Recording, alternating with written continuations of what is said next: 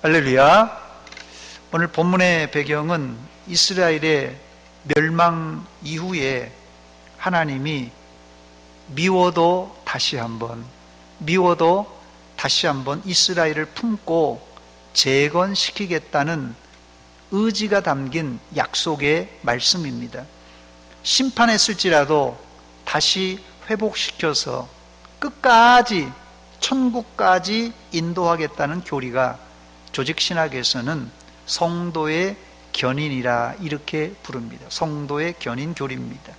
성도의 견인은 구원의 서정에서 제가 구원의 순서를 이 9가지를 말씀드렸는데 그 중에 8번째 놓여있는 순서가 성도의 견인입니다. 이 성화 다음에 놓여있는 거의 끝부분의 구원의 마지막 부분입니다.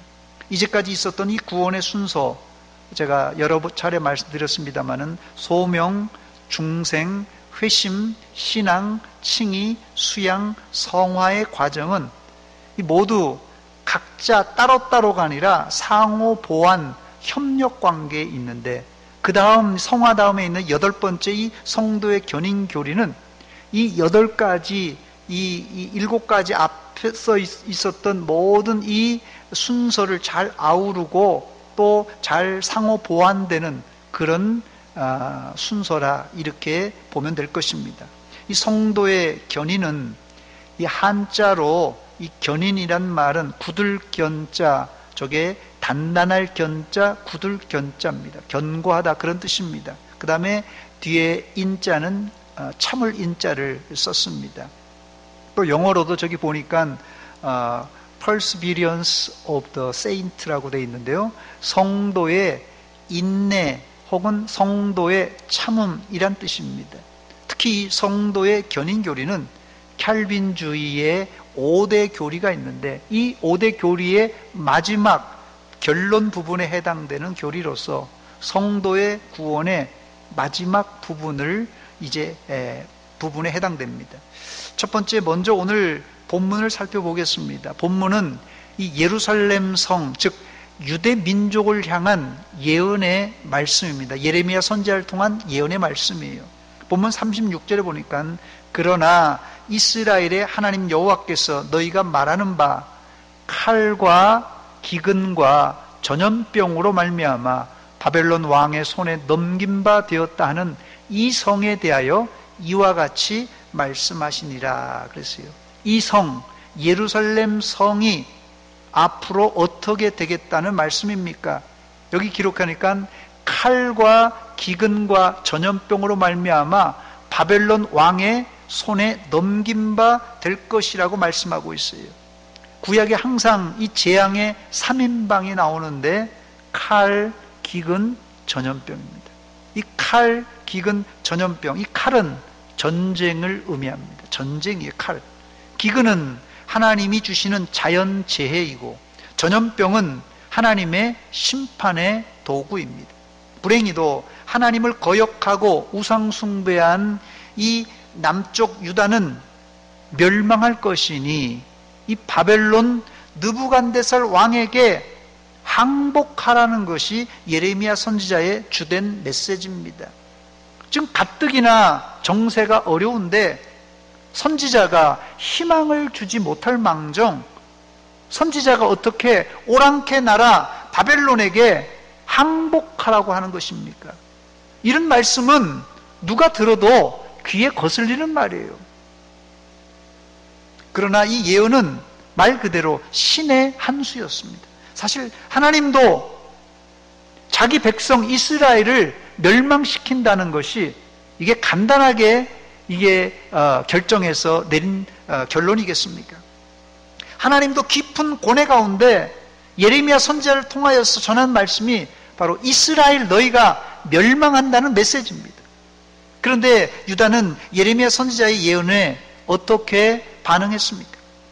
이스라엘은 바벨론에게 항복하는 대신 애굽 바로 왕을 의지하고 바벨론과 맞서다가 결국은 남쪽 유다는 물론 애굽까지도 바벨론 느부갓네살 왕에게 혼쭐 납니다. 주전 586년 이스라엘은 바벨론 느부갓네살 왕에게 예루살렘 성이 점령되고 함락됩니다. 그리고는 왕을 비롯한 모든 귀족이 포로로 끌려가는 수모와 함께 그때부터 기나긴 70년 바벨론 포로 기간이 시작이 됩니다. 이때 예루살렘 성과 하나님의 성전은 완전히 쑥대밭이 되었습니다.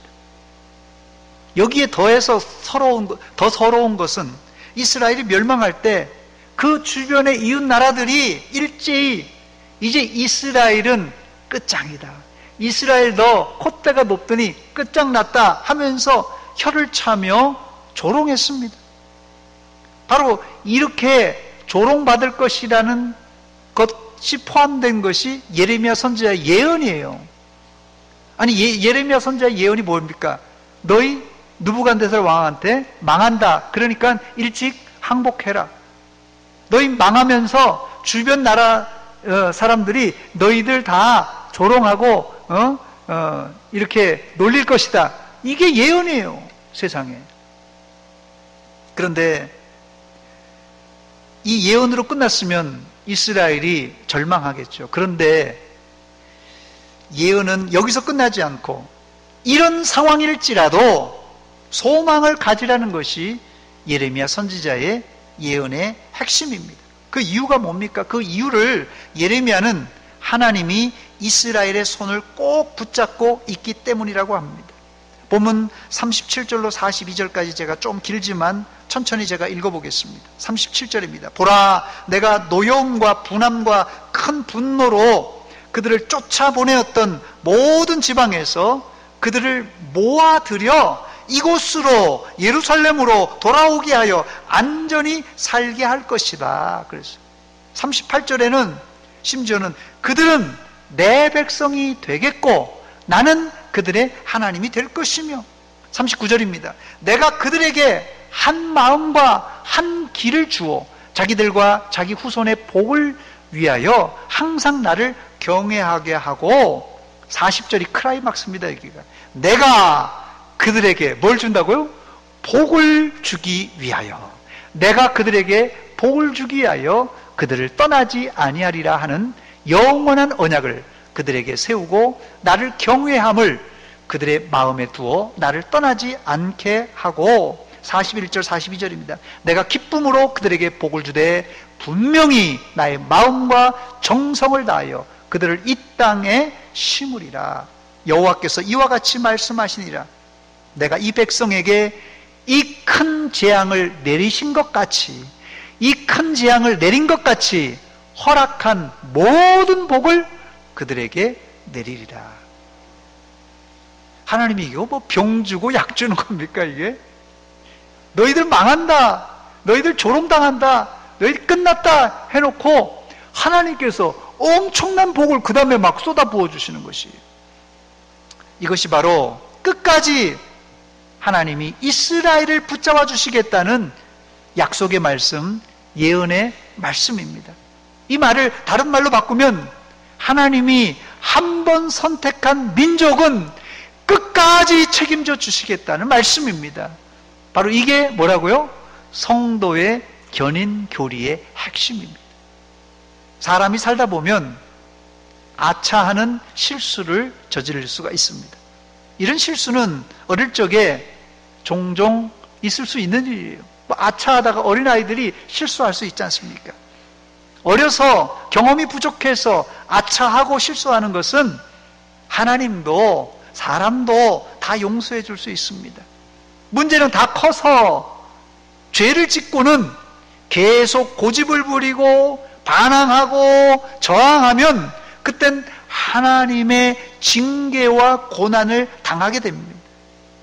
그런데 이때 흙탕물 같은 싸움과 혼란에도 하나님이 선택한 백성이라면, 앞서 본문에서 세 가지 3인방 뭐라고요? 칼과 기근과 전염병으로 연단을 받아 완전히 녹초가 되었을지라도 하나님은 한 번 선택한 자기 백성의 손을 꼭 붙잡아 주셔서 일으켜 세워주시고 힘을 주어서 다시 걷고 뛸 수 있도록 도와주신다는 말씀입니다. 이게 성도의 견인 교리의 핵심입니다. 여러분, 도로에서 차가 고장났을 때 제일 먼저 딱 오는 게 경찰차보다 견인차가 제일 먼저 어떻게 알고 쫓아옵니다. 부르지도 않았는데요. 아무리 문제가 많은 차라도 견인차가 쇠밧줄을 묶고 끌고 가면 순순히 따라가게 되어 있습니다. 마찬가지입니다.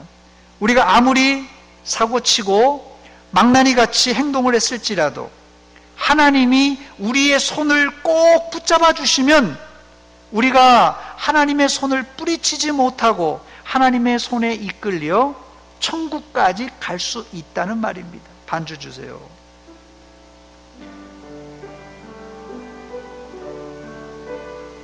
같이 부릅니다.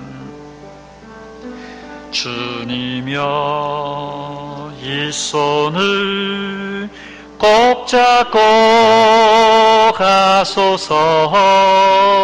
약하고 피곤한 이 몸을 폭풍의 흑암소 해치사 빛으로 손잡고 날 인도하소. 1절 다시 한번 부릅니다. 주님이여 이 손을, 주님이여 이 손을 꼭 잡고 가소서. 약하고 피곤한 이 몸을 폭풍의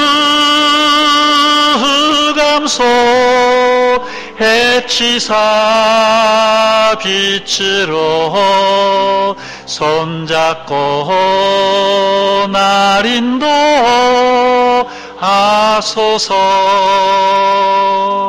할렐루야. 성도의 견인이란 인간편에서 구원에 이르기까지 어떻게 한다고요? 이 견인이란 말이 굳을 견자예요. 굳게, 그 다음에 인내할 인자 아닌가, 굳게 참는다는 거예요. 굳게 참고 굳게 인내하며 하나님의 손을 붙잡는다는 뜻이 이게 성도의 견인입니다. 그렇지만 그보다 하나님의 편에서 선택한 사람을 끊임없는 사랑과 인내로 붙들어 주신다는 의미가 더 강합니다. 물론 우리도 천국 갈 때까지 주님의 손을 꼭 붙잡아야죠. 그러나 이것이 이제 성도의 견인인데, 그러나 우리가 주님의 손을 꽉 붙잡는 것보다도 주님이 우리의 손을 더 꽉 붙잡고 계십니다. 저는 이 대목이 얼마나 감사한지 몰라요. 예를 들면 성도의 견인이란 이런 것을 말합니다. 하나님이 우리의 손을 잡는데 이 손목을 딱 붙잡고 우리도 하나님의 손목을 꽉 붙잡는 이런 관계가 이 성도의 견인이에요. 이런 관계입니다. 주님이 내 손목을 잡고 나도 주님의 손목을 꽉 잡고 천국까지 사뿐하게 순적하게 가면 좋으련만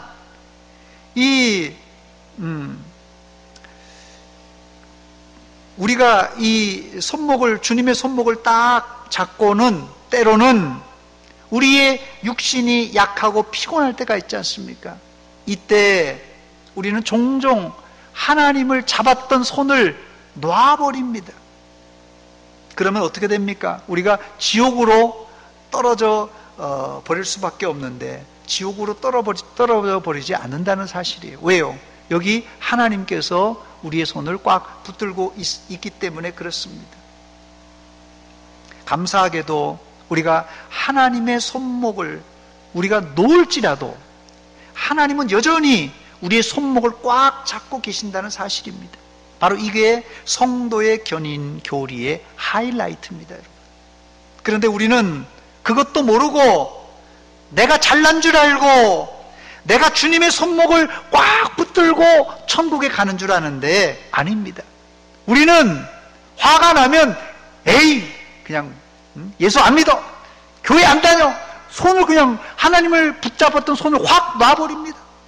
더우면 덥다고 놔버리고 추우면 춥다고 확 놔버립니다. 이런 못된 놈을 주님도 딱 놔버리면 어떻게 되겠습니까? 우리는 영원히 지옥 구덩이에 빠져서 영원히 헤어나지 못할 것입니다. 그러나 하나님은 한 번 붙잡은 사람은 절대 놓지 않으십니다. 이게 하나님의 사랑이고 은혜입니다. 로마서 8장 35절로 39절입니다. 누가 우리를 그리스도의 사랑에서 끊으리요? 환난이나 공고나 박해나 기근이나 적신이나 위험이나 칼이랴. 기록된 바 우리가 종일 주를 위하여 죽임을 당하게 되며 도살 당할 양같이 여김을 받았나이다 함과 같으니라. 그러나 이 모든 일에 우리를 사랑하시는 이로 말미암아 우리가 넉넉히 이기느니라. 내가 확신하노니 사망이나 생명이나 천사들이나 권세자들이나 현재일이나 장래일이나 능력이나 높음이나 기쁨이나 다른 어떤 피조물이라도 우리를 우리 주 그리스도 예수 안에 있는 하나님의 사랑에서 끊을 수 없으리라. 이게 성도 견인의 이 핵심 구절입니다. 두 번째, 웨스트민스터 신앙고백서에서는 성도의 견인을 뭐라고 하는지 살펴보겠습니다. 성도의 견인 교리는 이 웨스트민스터 신앙고백서에 아주 자세하게 기술되어 있는데 제17장 성도의 견인에 관하여 그 1항에 보니까 이런 구절이 있습니다. 하나님께서 그의 사랑하시는 자 안에서 받아들이시고 그의 영에 의해 유효적으로 부르시고 성화하신 자들은 지금 이제 구원의 서정이 쭉 나가는 것입니다. 부르시고 소명, 그다음에 성화까지 은혜의 상태로부터 전적으로도 최종적으로도 타락할 수 없고 전적으로도 최종적으로도 타락할 수 없고 그 상태에서 끝까지 확실히 견인하여 영원히 구원 얻을 것이다 그래 있습니다. 즉 하나님이 한 번 사랑하여 부르신 자들은 전적으로 최종적으로 타락할 수 없고 구원받을 때까지 하나님께서 끝까지 이끌어 주시겠다는 말씀입니다. 예수님도 요한복음 10장 28절로 29절에 보니까 내가 그들에게 영생을 주노니 영원히 멸망하지 아니할 것이요 또 그들을 내 손에서 빼앗을 자가 없느니라. 그들을 주신 내 아버지는 만물보다 크심에 아무도 아버지 손에서 빼앗을 수 없느니라고 그랬어요. 하나님의 손에 붙잡힌 우리를 마귀가 빼앗아 갈 수 없다는 말씀입니다. 얼마나 감사한지 몰라요. 세 번째, 그렇다면 성도의 견인 교리가 가능한 구체적인 이유가 무엇입니까? 여기 두 가지를 제가 말씀드리는데요. 쉽게 말씀드리자면 주님이 우리의 손을 꽉 붙잡고 가기 때문에 우리가 이 천국까지 끝까지 갈 수 있는 것입니다만은 구체적으로는 지금도 주님이 우리를 위해서 중보 기도하시고 더 나아가서는 성령님께서 도와주기 때문에 이 두 가지 사실 때문에 우리가 이 견인돼서 천국까지 가는 것입니다. 예수님은 공생애 때부터 제자들을 위해서 기도하셨고 지금도 우리를 위하여서 중보 기도하십니다. 이 중보 기도 덕분에 베드로 사도는 3번이나 예수님을 부인하고 저주했지만 다시 돌아올 수 있었습니다. 누가복음 22장 32절입니다. 그러나 내가 너를 위하여 내 믿음이 떨어지지 않기를 기도하였노니 너는 돌이킨 후에 내 형제를 굳게 하라 말했습니다. 이 기도 때문에, 이 예수님의 기도 때문에 저도 여러 차례 넘어지고 쓰러졌지만 지금 목사가 되어서 여러분들에게 설교하고 있는 것입니다. 주님은 하늘나라에서 지금도 우리를 위하여서 계속해서 기도하십니다. 안 그러면 한번 넘어진 자가 일어날 수가 없습니다. 로마서 8장 34절입니다. 누가 정죄하리요? 죽으실 뿐 아니라 다시 살아나신 이는 그리스도 예수시니 그는 하나님 우편에 계신 자요. 우편에서 뭐 하신다고요? 우리를 위하여 간구하시는 자신이라고 그랬습니다. 히브리서 7장 25절에도 같은 내용이 있는데요. 그러므로 자기를 힘입어 하나님께 나아가는 자들을 온전히 구원하실 수 있으니 이는 그가 항상 살아계셔서 그들을 위하여 뭐 한다고요? 간구하심이라 그랬어요. 이것이 예수님의 중보 기도입니다. 또 성령님이 우리에게 지혜를 주셔서 깨닫게 해주실 뿐 아니라 보호, 인도해 주셔서 우리가 주님의 손을 꼭 붙잡고 갈 수 있는 것입니다.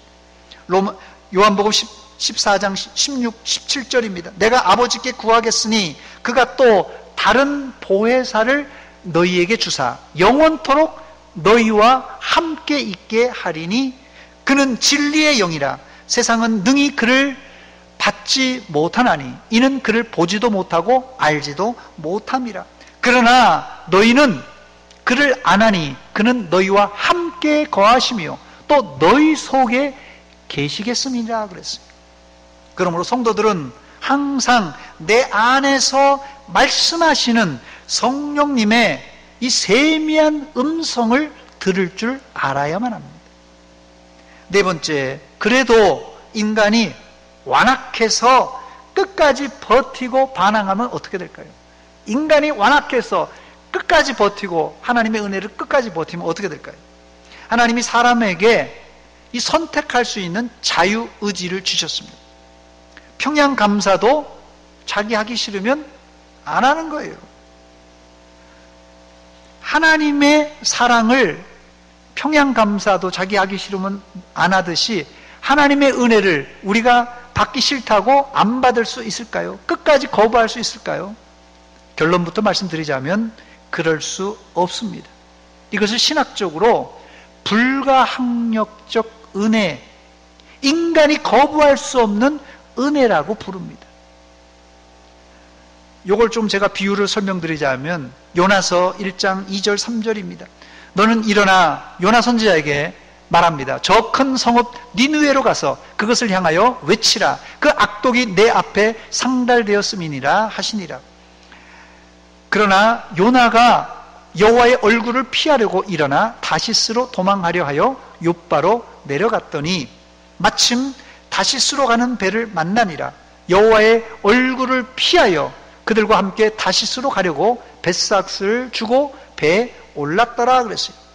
요나는 자기 자유의지와 자기 뜻대로 하나님의 명령하신 정반대로 도망갔습니다. 그러나 하나님은 요나를 물고기 뱃속에 사흘간 가두었다가 구원하시면서 그를 하나님이 의도하신 어디로요? 니느웨 방향으로 향하게 하십니다.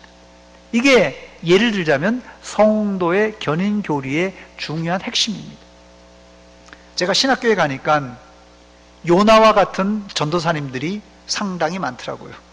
이런 분들과 이 기숙사에서 교제를 나누면서 이야기를 들어보니까 이분들이 뭐 저보다 연배가 뭐 10살도 많은 분도 있고 5살, 10살, 뭐 15살 많은 분들이 있는데 이런 분들이 의도적으로 목회를 안 하려고 이 도망 다니다가 결국은 천부여 의지 없어서 손 들고 옵니다 하고 이렇게 신학교에 왔다는 간증을 여러 차례 들었습니다.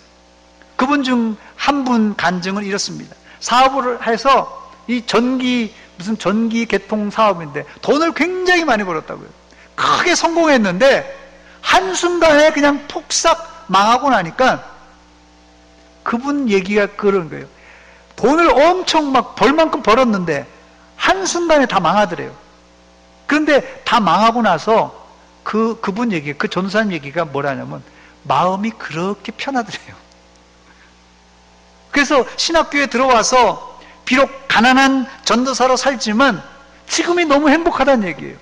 그때 돈이 많았을 때는 왜 이렇게 이 마음이 불편했는지 몰랐는데 폭삭 망하고 나니까 그렇게 행복하다는 거예요.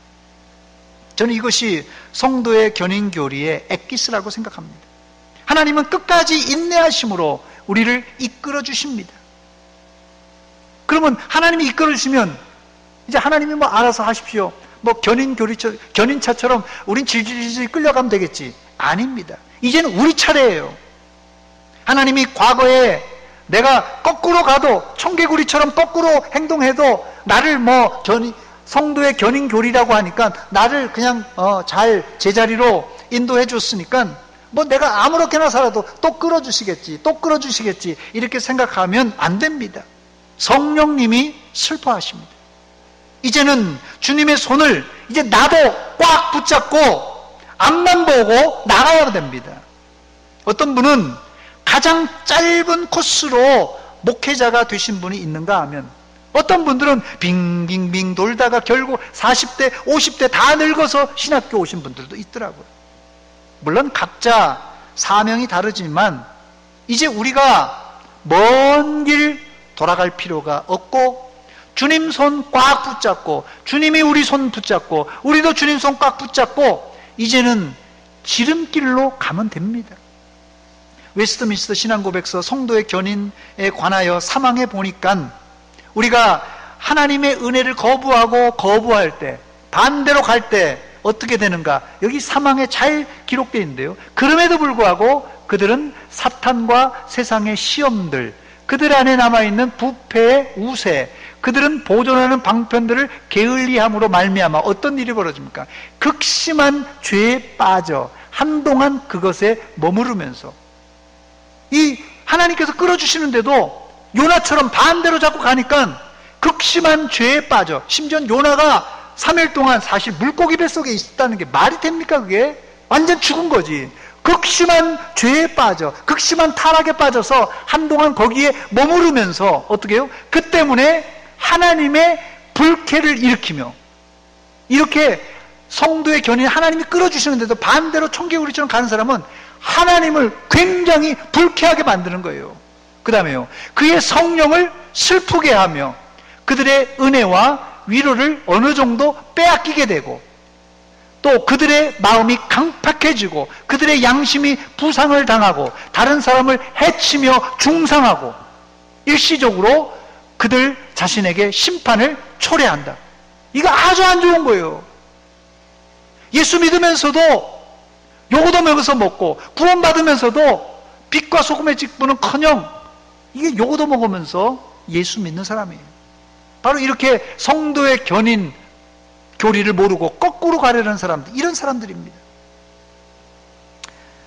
이런 사람들은 성령님의 마음을, 하나님의 마음을 애간장 태우는 분들입니다. 이제는 여러분들 주님의 손 꽉 붙잡고 천국까지 감사하며 찬송하며 가시는 성도들 되시기를 주의 이름으로 축원합니다. 이제 말씀을 마칩니다. 성도의 견인교리는 하나님의 은혜의 교리입니다. 오늘 본문에 하나님은 이스라엘에게 너희는 망해도 다시 회복되어 포로로 끌려갈지라도 다시 돌아올 것이라고 예레미야 선지자를 통하여서 예언하지만, 이스라엘은 하나님의 기쁘신 이 뜻을 알지를 못했습니다. 그래서 예레미야 선지자의 예언을 이제 거부하고 반대로 행동했어요. 우리는 하나님의 뜻을 설령 다 이해하지 못할지라도 하나님의 말씀에 순종하시기 바랍니다. 다시 말씀드립니다. 여러분들이 하나님의 뜻을 다 이해하지 못하더라도 하나님의 말씀에 순종하시기 바랍니다. 그때 하나님은 우리를 막다른 골목과 절망적인 순간에서도 우리의 손을 꽉 붙잡고 꺼내어 주시고 천국까지 인도해 주실 줄 믿습니다. 이 사실을 믿음으로 붙잡고 순종하게, 순탄하게 천국까지 가시는 성도들이 되시기를 주의 이름으로 축원합니다. 이사야서 46장 3절 4절을 읽고 말씀을 마칩니다. 제가 천천히 읽어보겠습니다. 야곱의 집이여, 이스라엘 집에 남은 모든 자여, 내게 들을지어다. 배에서 태어남으로부터 내게 안겼고 태에서 남으로부터 내게 업힌 너희여, 너희가 노년에 이르기까지 내가 너를 품어주고 안아주겠다는 거예요. 내가 그리하겠고 백발이 되기까지 내가 너희를 품을 것이라. 내가 지었은즉 내가 업을 것이요 내가 품고 구하여 내리라. 할렐루야. 이게 성도 견인 교리의 이 중심, 핵심 구절입니다. 하나님께서 어린 시절부터 머리가 희끗희끗한 백발이 되기까지 너희를 안아주시고 품어주시고 이끌어주시겠다는 약속입니다. 이제 주님의 손 꽉 붙잡고 천국까지 순탄하고 순적하게 가시는 성도들이 되시기를 주의 이름으로 축원합니다. 같이 기도하겠습니다. 하나님 우리 아버지, 은혜와 사랑 감사드립니다. 이 밤에 저희들을 예배의 자리로 인도하여 주시고 하나님의 귀한 말씀 듣게 하신 것 감사합니다. 우리가 하나님을 믿으면서도 때때로 하나님의 말씀을 이해하지 못하고 반대로 행동하고 반대로 간 적이 한두 번이 아닙니다. 이제 우리가 하나님의 말씀을 다 이해하고 깨닫지 못할지라도 말씀에 순종하는 삶이 되어 하나님을 기쁘시게 하고 천국까지 순탄하게 입성하는 믿음의 백성들 다 되게 하여 주시옵소서. 예수님의 이름으로 기도하옵나이다. 아멘. 찬송가 310장입니다.